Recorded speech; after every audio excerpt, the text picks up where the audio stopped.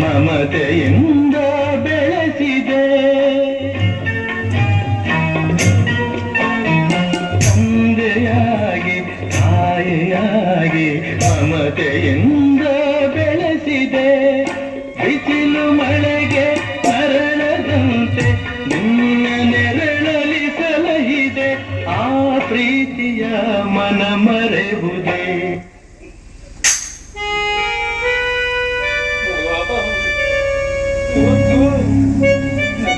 ನಾನು ಮಾತು ಕೇಳ್ತೀನಿ,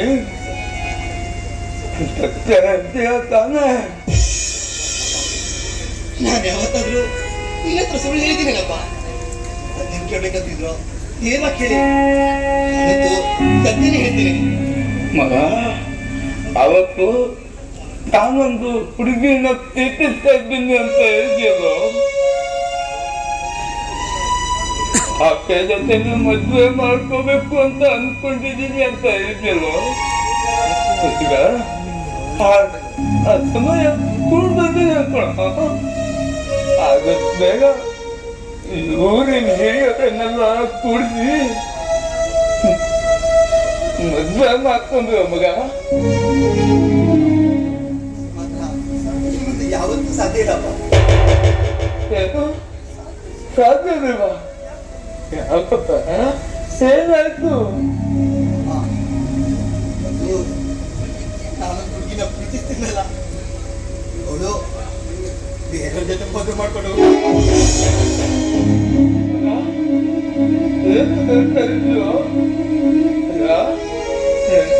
ಪ್ರಾಣಕ್ಕಿಂತ ಹೆಚ್ಚಾಗಿ ಪ್ರೀತಿಸ್ತು ಹುಡುಗಿ ಬೇರೆ ಮದುವೆ ಮಾಡ್ಕೊಂಡ್ಬಿಟ್ಟ ಮಗ. ಅದೇ ಸಾಗನೋ, ಅದೇ ಸಾಗ. ಇದರಲ್ಲಿ ಅವ್ರದ್ದೇನು ತಪ್ಪಿಲ್ಲ.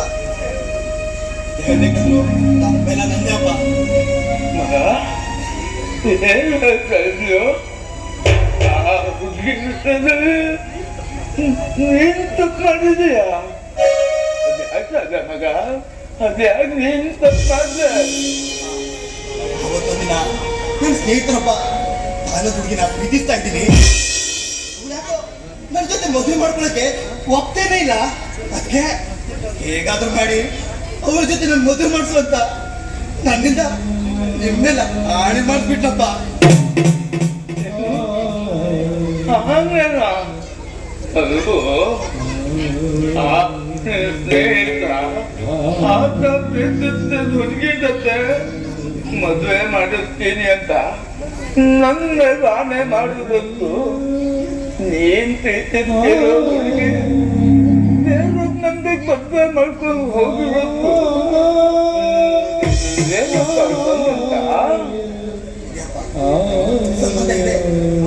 ಅವತ್ತು ನನ್ನ ಸ್ನೇಹಿತ ನಾನು ಹುಡುಗಿನ ಪ್ರೀತಿಸ್ತಾ ಇದ್ದೀನಿ, ಹೇಗಾದ್ರೂ ನನ್ನ ಜೊತೆ ಮದುವೆ ಮಾಡುವಂತ ಮೇಲೆ ಆಣೆ ಮಾಡಿಸಿರೋ ಹುಡುಗಿ ಬೇರೆ ಯಾರು ಅಲ್ಲಪ್ಪ, ಅವಳೇ ಅವಳೇ ನಾನು ಪ್ರೀತಿಸೋ ಅನುಷ ಆಗಿತ್ತ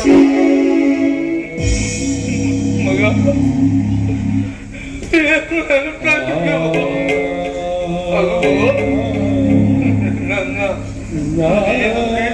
ಹುಡುಗಿ ಸ್ನೇಹಿತನ ಜೊತೆ ಮದುವೆ ಮಾಡುವ ಮಾಡಿ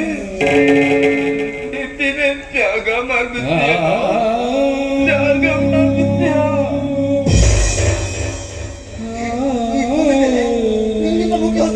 ಯಾವುದೂ ಇಲ್ಲಪ್ಪ. ನೀನ್ ಬೇಕಪ್ಪ, ನೀನ್ ಬೇಕು. ಅದಕ್ಕೆ ಅವತ್ತು ನಿಮ್ಮೇಲಿಟ್ಟು ಆಣಿನ ಮುರಿಯೋದಕ್ಕಂತೆ ನನ್ನ ಅನುಷ ಮದುವೆನ ಆ ವೇದಾಂತೊಂದಿಗೆ ಮಾಡ್ತಿದ್ನಪ್ಪ.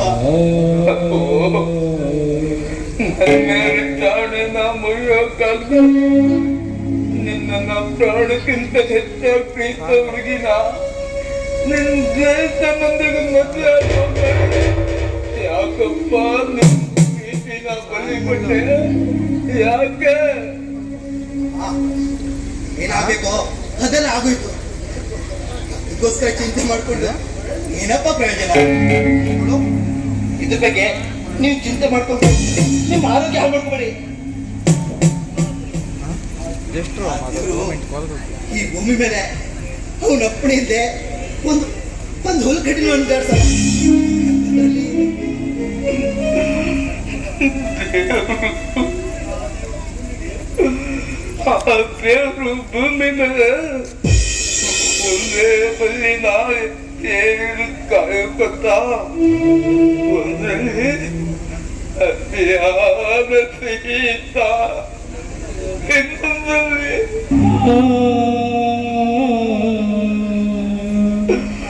ಕಾಡ್ಕೋಟ ಕವಿತದ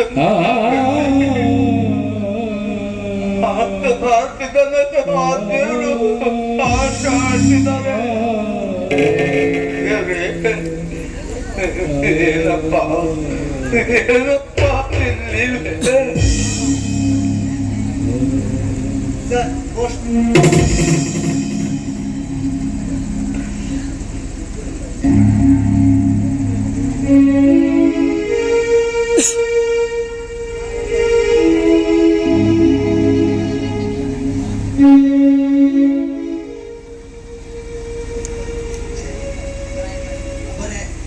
ಈಗಲೇ ಬರ್ಬೇಕಿತ್ತ? ಏನಪ್ಪ ಅದು? ಬಾ ಅದು ಏನು ಅಂತ ಹೇಳು. ಬಾ, ಅವತ್ತು ನಾನು ಅಗ್ನಿಪಥ್ ಯೋಜನೆಗೆ ಅರ್ಜಿ ಹಾಕಿದ್ನಲ್ಲ, ಅದಕ್ಕೆ ಇವತ್ತು ನಾನು ಸೆಲೆಕ್ಟ್ ಆಗಿದ್ದೀನಿ. ಆದರೆ ಇವತ್ತೇ ಹೋಗ್ಬೇಕಂತೆಪ್ಪ. ಬೇಕಾದ್ರೆ ನಿಮ್ಮನ್ನು ಬಿಟ್ಟು ಅಲ್ಲಿ ಹೋಗೋದಕ್ಕೆ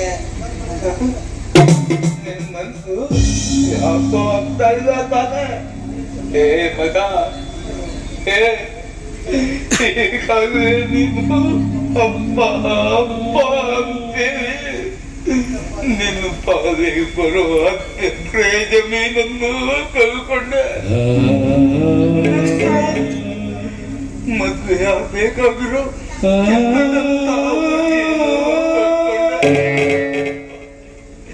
ಇವತ್ತು ನಾಳೆ ಬಿದ್ದೋಗಿರೋ ಸಿದ್ಧವಾಗಿರೋ ಜೀವನಕ್ಕೋಸ್ಕರ ಯಾಕಪ್ಪ ಇಷ್ಟೊಂದು ಹೆಣಗಾಡ್ತೀಯ? ಅದು ಅಲ್ಲದೆ ದೇಶ ಸೇವೆ ಮಾಡೋದಕ್ಕೆ ಒದಗಿ ಬಂದಂತ ಅವಕಾಶನು ಕಳ್ಕೊತೀಯ ಅಂದ್ರೆ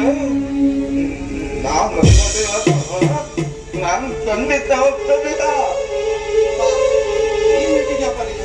ಅಲ್ಲ, ನೀನ್ ಹೇಳ್ತಿದ್ಯಾ ಅಂತ ನಿನ್ನ ಈ ಪರಿಸ್ಥಿತಿ ಹೋಗೋದಕ್ಕೆ ನಾನ್ ಮನಸ್ಸು ಖಂಡಿತ ಸಾಧ್ಯಲ್ಲಪ್ಪ.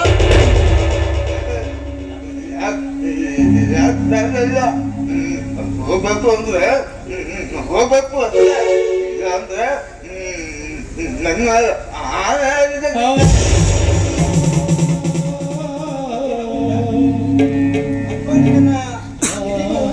ಹಾಡಿ ಹಾಕಿದ್ರು ಎಲ್ಲಿಗಂತ? ಅವತ್ತು ನಾನು ಅಗ್ನಿಪಥ್ ಯೋಜನೆಗೆ ಅರ್ಜಿ ಹಾಕಿದ್ನಲ್ಲ, ಅದಕ್ಕೆ ಇವತ್ತು ನಾನು ಸೆಲೆಕ್ಟ್ ಆಗಿದ್ದೀನಿ. ನಾನು ಏನು ನೀನ್ ಸೆಲೆಕ್ಟ್ ಆಗಿದೀಯಾ? ಹೇ ಕಂಗ್ರಾಚುಲೇಷನ್. ಆದ್ರೆ ಇವತ್ತೇ ಹೋಗ್ಬೇಕಂತೆ. ನೋಡಪ್ಪ, ಈ ಪರಿಸ್ಥಿತಿಯಲ್ಲಿ ಇರ್ಬೇಕಾದ್ರೆ ನಾನು ಅಲ್ಲಿಗೆ ಹೋಗೋದು ಹೇಗೆ ಸಾಧ್ಯ ಅಣ್ಣ? ಏ ಪ್ರೀತಮ್, ಅಪ್ಪನಿ ಅವತ್ತಿನ ಬಿಟ್ಬಿಡಪ್ಪ ನೀನು. ಅದಕ್ಕಂತ ಅವ್ರ ಹಿರಿ ಮಗ ನಾನಿಲ್ವೇನೋ? ನಾನು ನೋಡ್ಕೊಳ್ತೀನಿ ಬಿಡೋ. ನನ್ನ ಹೇಳ್ತಿರೋದು ನೋಡಿದ್ರೆ ನಮ್ಗೆ ಮೇಲೆ ತುಂಬಾ ಮುಖ್ಯ ಬರ್ತಾ ಇರೋದು. ನೀನು ಆರಾಮಾಗಿ ಹೋಗ. ಎಷ್ಟೇ ಅಂದ್ರು ಅವನು ಕೂಡ ನನ್ನ ಮದುವೆ ಆಗುವುದನ್ನು ನೋಡ್ಕೊಂತಂದು ಕಣೋ. ನನ್ನ ಚೆನ್ನಾಗಿ ನೋಡ್ಕೊಳ್ತಾನೆ. ನೀನು ಎಷ್ಟು ಹೇಳ್ತಿದ್ದೆ ಅಂದ್ಮೇಲೆ ಖಂಡಿತ ನಾನು ಹೋಗ್ತೀನಿ. ಅಪ್ಪನ ಚೆನ್ನಾಗಿ ನೋಡ್ಕೊಳ್ಳೋ. ನಾನಿದ್ದೀನಲ್ಲ, ಹಾಗೆ ಅತ್ತೆಗೂ ಹೇಳ್ಬಿಡು. ಸರಿ ನಾನು ಹೇಳ್ತೀನಿ ಅವ್ರಿಗೆ. ಅಕ್ಕಿ ತಗೊಂಡು ಬರ್ತೀನಿ.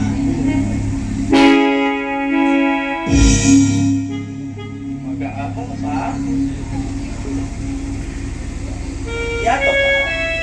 ಯಾಕಪ್ಪ ಅಂತ ಇದೀಯಾ? ನಾನೆಲ್ಲಪ್ಪ ಹೇಳ್ತಾ ಇದ್ದೀನಿ. ನೋಡು, ನನ್ನ ಮಗ ದೇಶ ಸೇವೆ ಮಾಡಬೇಕಂತ ಇರುವಾಗ ನಾನಿದು